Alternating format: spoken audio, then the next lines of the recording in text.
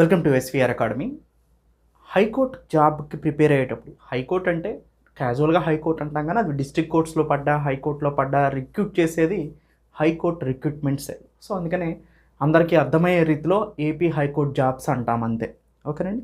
Okay, ఈ jobs prepare అయ్యేటప్పుడు కొంతమంది అదర్ జాబ్స్ అంటే చిన్న చిన్న జాబ్స్ చేస్తూ ఈ జాబ్స్ కోసం ప్రయత్నం చేస్తూ ఉంటారు. ప్రైవేట్ సెక్టార్లో ఉన్న వాళ్ళు కానీ, లేదా గవర్నమెంట్ సెక్టార్లో దీనికన్నా తక్కువ జాబ్ చేసే వాళ్ళు కానీ దీనికి ప్రిపేర్ అయ్యేటప్పుడు మీరు ఎలాంటి జాగ్రత్తలు తీసుకోవాలి, అంటే మీ టైంని ఎలా మేనేజ్ చేసుకోగలగాలి, ఈ ఎగ్జామ్లో మీరు క్వాలిఫై అవ్వడానికి తీసుకోవాల్సిన జాగ్రత్తలు ఏంటి, మనం ఎలాంటి ప్రికాషన్స్ తీసుకుంటే మనం టైం మేనేజ్మెంట్ చేయగలుగుతాము అనే ప్రశ్నలకి ఈ వీడియో మీకు సమాధానం చెప్తుంది.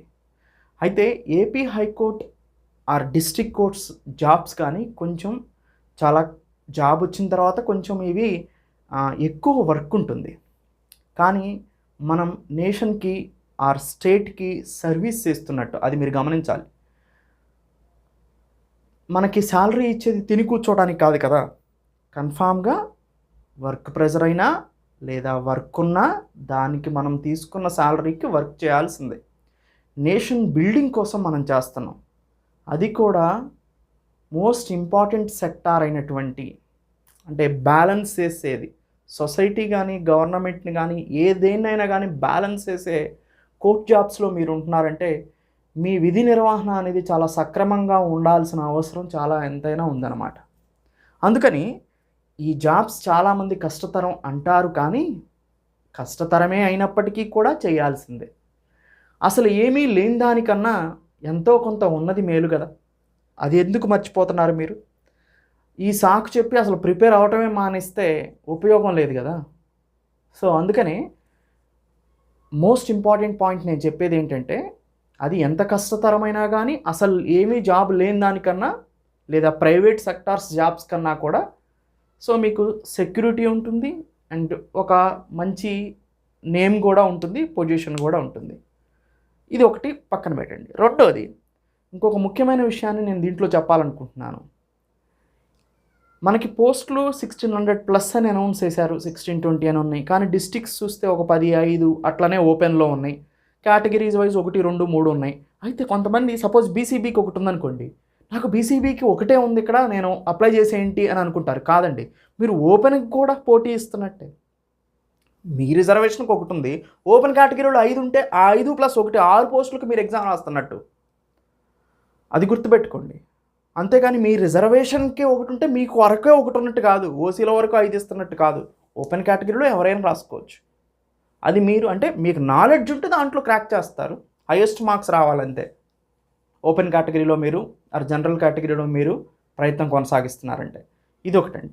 ఇంకొక రెండో పాయింట్, మీరు ఎన్ని జిల్లాలకు అప్లై, జూనియర్ అసిస్టెంట్ తీసుకున్నారనుకోండి, ఎన్ని జిల్లాలకు అప్లై చేస్తుంటే అంత అమౌంట్ పెరుగుతూ ఉంటుందండి, అది గమనించాలి.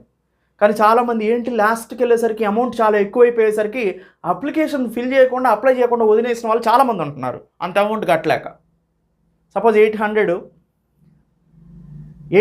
ఇంటూ ఒక 4 జిల్లాలు అప్లై చేశారనుకోండి, 3200 చూపిస్తుంది. లాస్ట్కి వెళ్ళిన తర్వాత అవి కట్టకోకుండా కట్టలేము లేని వదిలేస్తున్నారు చాలామంది తెలియక. దానివల్ల అప్లికేషన్ పెట్టిన వాళ్ళు చాలా తక్కువ మంది ఉంటున్నారు.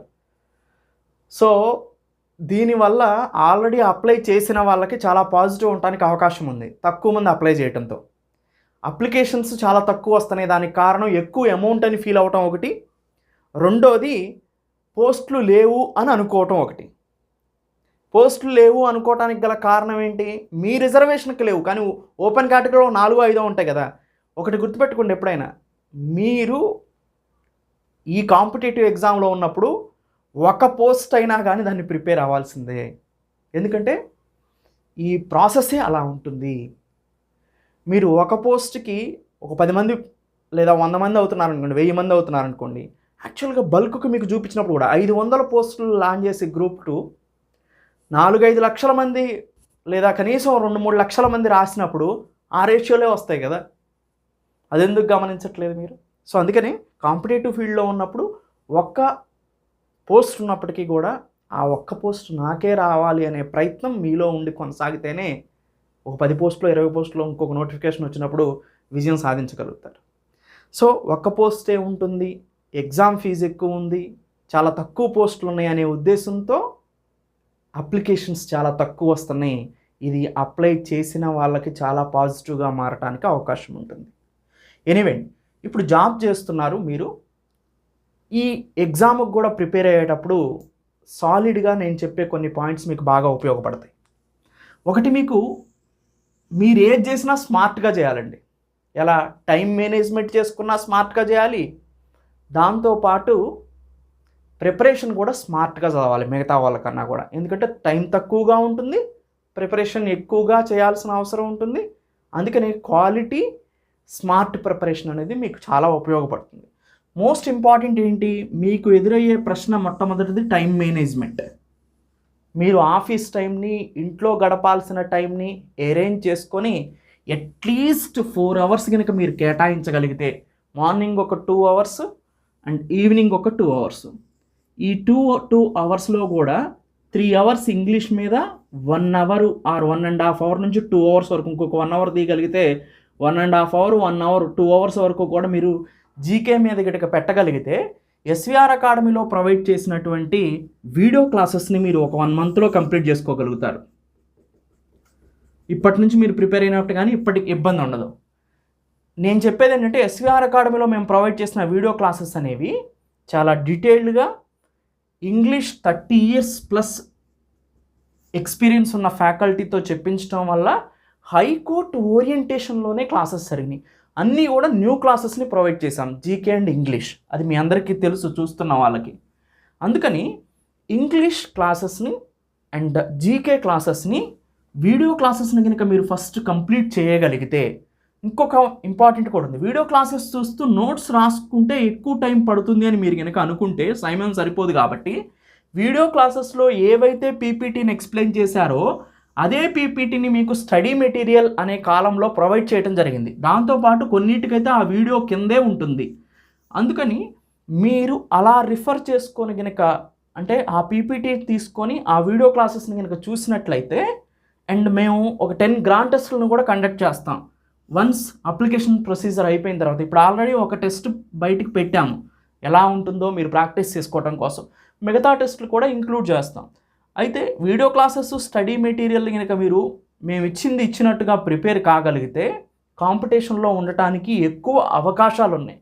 ఇలా స్మార్ట్ ప్రిపరేషన్కి సంబంధించిన ఐడియాలజీని మేము ఎస్విఆర్ అకాడమీ వీడియో క్లాసెస్లో ప్రొవైడ్ చేయడం జరిగింది. కొంతమంది డైరెక్ట్గా స్టడీ మెటీరియల్ని డౌన్లోడ్ చేసుకొని చదువుతున్నారండి. దానివల్ల మీకు వచ్చే ఉపయోగం చాలా తక్కువగా ఉంటుంది. అలా చదవద్దు. ఎందుకంటే వీడియో క్లాసెస్లో మల్టీ డైమెన్షన్లో 360 degree ఎనాలసిస్తో మిమ్మల్ని ముందుగా ఊహించుకొని వర్డ్స్ అనేవి వస్తూ ఉంటాయి. అవన్నీ కూడా స్టడీ మెటీరియల్లో రిఫ్లెక్ట్ అవ్వచ్చు, అవ్వకపోవచ్చు. ఎక్స్ట్రా పాయింట్స్ ఉండొచ్చు వీడియో క్లాసెస్లో. అందులో ఇంకొక పాయింట్ ఏంటంటే, వీడియో క్లాసెస్ చూడటం వల్ల చదివిన దానికన్నా కూడా మీరు వింటుంటే ఎక్కువగా గుర్తుండటానికి అవకాశం ఉంటుంది, కాన్సెప్ట్ అర్థం కావడానికి అవకాశం ఉంటుంది. అందుకని వీడియో క్లాసెస్ని ప్రిపేర్ అయ్యి తర్వాత స్టడీ మెటీరియల్కి వెళ్ళండి, అది చాలా ఇంపార్టెంట్. లేదా స్టడీ మెటీరియల్ డౌన్లోడ్ చేసుకొని వీడియో క్లాసెస్ వింటూ టిక్ చేస్తూ మీ ప్రిపరేషన్ని రన్నింగ్ నోట్స్ రాసుకున్నట్టుగా కంటిన్యూ చేస్తే చాలా ఉపయోగపడుతుంది. మీ టైం మేనేజ్మెంట్ స్మార్ట్గా ఉండాలి, మీ ప్రిపరేషన్ కూడా స్మార్ట్గా ఉండాలి. అందుకు ఎస్విఆర్ అకాడమీ ప్రొవైడ్ చేసిన క్లాసెస్ అనేవి మీకు సహకరిస్తాయి. దాంతోపాటు మీరు అనుకోవచ్చు, మిగతా వాళ్ళు 6 గంటలు, 7 గంటలు, 8 గంటలు చదువుతున్నారు, కానీ నేను మాత్రం ఒక 3-4 గంటలే చదవగలుగుతున్నాను జాబ్ చేస్తూ, నాకు అంతకన్నా టైం ఇవ్వలేకపోతున్నాను అంటే, దీనికి ఒక సొల్యూషన్ ఏంటంటే, మీరు చదివేది ఎంతసేపు అయినా కానీ దాన్ని క్వాలిటీగా చదవగలిగితే, డిస్ట్రాక్షన్స్ లేకోకుండా కనుక చదవగలిగితే అది మీకు అసెట్ అవుతుంది. మీరు 6 గంటలు, 8 గంటలు చదివినప్పటికీ డిస్ట్రాక్షన్స్తో కనుక చదివితే అది మీకు డిజాస్టర్ అవుతుంది. అందుకని క్వాలిటీ స్టడీ కనుక మీరు ఇవ్వగలిగితే, ఒక 6-7 గంటలు చదివే వాళ్ళు కూడా 4 గంటల కన్నా ఎక్కువగా క్వాలిటీగా చదవలేరు. కానీ మీరు చదివిన 4 గంటలని పర్ఫెక్ట్గా క్వాలిటీగా వినియోగించుకోగలిగితే మీరు ఈక్వల్ అవుతారు. ఇంకొక ముఖ్యమైన విషయం ఏంటంటే, మీరు బుక్స్ చదివితే చాలా చదవాలండి, కానీ వీడియో క్లాసెస్లో మా స్ట్రాటజీ ఎలా ఉంటుందంటే, మీకు ఆల్రెడీ ఇంతకుముందు గ్రూప్ 2 కూడా ఇలానే ఇచ్చేవాళ్ళం. మేము ఒక సామెత చెప్పేవాడిని నేను, ఏంటంటే, మీరు ఫ్రూట్స్ని ఒక బాస్కెట్లో పెడితే చాలా కనిపిస్తాయి, అదే ఫ్రూట్స్ని జ్యూస్ చేస్తే ఒక గ్లాస్లోకి వస్తుంది. మన వీడియో క్లాసెస్ కూడా ఈ బాస్కెట్లో ఉన్న ఫ్రూట్స్లో ఉన్నటువంటి కంటెంట్ని, ఆ సారాన్ని చాలా చిన్నగా చేసి మీకు జ్యూస్ ఫామ్లో ఇవ్వటం జరుగుతుందన్నమాట. అప్పుడు అది క్వాలిటీ అండ్ స్మార్ట్ ప్రిపరేషన్ అవుతుంది. అందుకనే ఎస్విఆర్ అకాడమీ వీడియో క్లాసెస్ని నేను చూడమని చెప్పేది ఎందుకంటే అందుకే. ఇంకొక ముఖ్యమైన విషయం, మీరు టైం మేనేజ్మెంట్ చేసేటప్పుడు మోస్ట్ ఇంపార్టెంట్ ముందు చదవాలి. ఎందుకంటే మీకు టైం తక్కువగా ఉంటుంది కాబట్టి. అందుకని మీరు ఇంగ్లీష్ విషయానికి వస్తే మనం ప్రొవైడ్ చేసిన మొత్తం క్లాసెస్ కనుక చూడగలిగితే మోస్ట్ ఇంపార్టెంట్.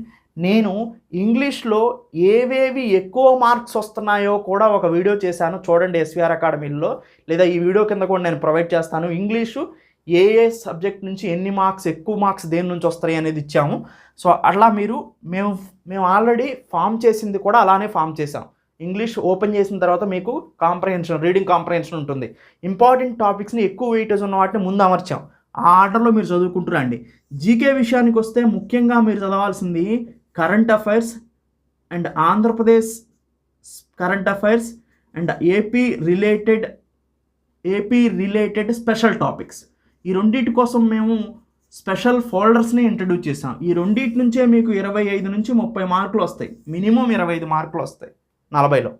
అందుకనే మిగతావన్నీ కూడా ఇంకొక 15 మార్కుల్లోనే ఉంటాయన్నమాట. అందుకని ఇలా స్మార్ట్ ప్రిపరేషన్ అనేది అవసరం. వీటి గురించి నేను చాలా వీడియోస్ చేశాను. అందుకని ఎస్విఆర్ అకాడమీ ఓల్డ్ వీడియోస్ను కూడా చూడండి. ఈ వీడియో చూస్తున్న వాళ్ళు మీకు బాగా ఉపయోగపడతాయి. ప్రిపరేషన్ స్ట్రాటజీస్ కూడా మీకు బాగా ఉపయోగపడతాయి. ఎనీవే అండి, ఎవరైనా కానీ ఈ ప్లాన్ని మీరు ఉన్నది ఉన్నట్టు ఇంప్లిమెంట్ చేయాలి అని అనుకుంటే ఎస్విఆర్ అకాడమీ క్లాసెస్ మీకు బాగా ఉపయోగపడతాయి. ఈ ప్లాన్కి సూటబుల్ అనమాట. ఎవరైతే ఎస్విఆర్ అకాడమీలో మీరు ఏ పోస్ట్కి అప్లై చేసినా కానీ ముఖ్యంగా మేము general knowledge, English as well as ఈ 2 కొత్త క్లాసులను ప్రొవైడ్ చేస్తున్నాం. As well as general mental ability, ఈ 3 కూడా ప్రొవైడ్ చేస్తాం. అన్నిటికీ కూడా సింగిల్ కోర్స్, ఒక కోర్సులోనే ఉంటుందన్నమాట. అది మీకు పర్చేజ్ చేయడానికి అవకాశం ఉంది. ఎలా పర్చేజ్ చేయాలో కూడా ఈ వీడియో వెనక నేను ఇస్తాను. ఒకసారి ఆ విధంగా మీరు పర్చేజ్ చేసుకోవచ్చు, చూడండి. లేదా మీకు ఏమైనా డౌట్స్ ఉన్నా, లేదా అప్లికేషన్ కానీ, లేదా ప్రిపరేషన్ స్ట్రాటజీలో కానీ ఏమైనా ఇబ్బంది ఉన్నా కానీ కింద ప్రొవైడ్ చేసిన నంబర్స్ కాల్ చేస్తే ఎస్విఆర్ అకాడమీ అడ్మినిస్ట్రేషన్ టీమ్ మీకు సలహాలు ఇస్తారు అండ్ మీకు అడ్వైజెస్ కూడా ప్రొవైడ్ చేస్తారు. మీ క్వశ్చన్స్కి ఆన్సర్స్ కూడా ప్రొవైడ్ చేస్తారు. Thank you. Have a nice day. Welcome to SVR academy. మనం ఎస్విఆర్ అకాడమీలో కోర్స్ని ఎలా పర్చేజ్ చేయాలి అనేది ఒకసారి చూద్దాం. ఏ కోర్స్ అయినా ఇలానే పర్చేజ్ చేయొచ్చు. నేను ఏపీ హైకోర్టు కోర్స్ని పర్చేజ్ చేయొచ్చు ఇస్తాను. ముందు ఎస్విఆర్ వెబ్సైట్కి వెళ్ళండి. అంటే గూగుల్ ఓపెన్ చేసి ఎస్విఆర్ అకాడమీ అని టైప్ చేయండి.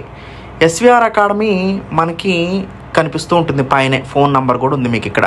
సో కిందకు వచ్చాక ఇప్పుడు సపోజ్ చూడండి, SVRacademy.in అని ఉంది కదా, దీన్ని క్లిక్ చేయండి. సో ఇక్కడ మీకు ఎస్విఆర్ అకాడమీ ఇలా ఓపెన్ అవుతుంది.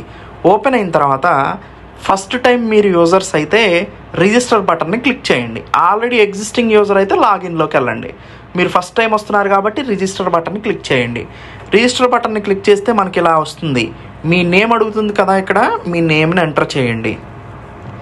మీ ఈమెయిల్ ఐడి అవుతుంది కదా, మీ ఈమెయిల్ ఐడిని ఎంటర్ చేయండి.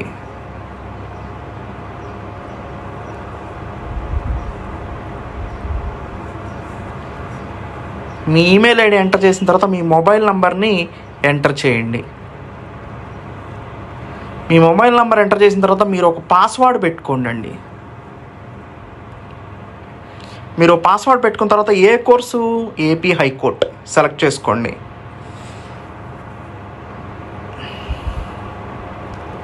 సబ్మిట్ బటన్ని క్లిక్ చేయండి.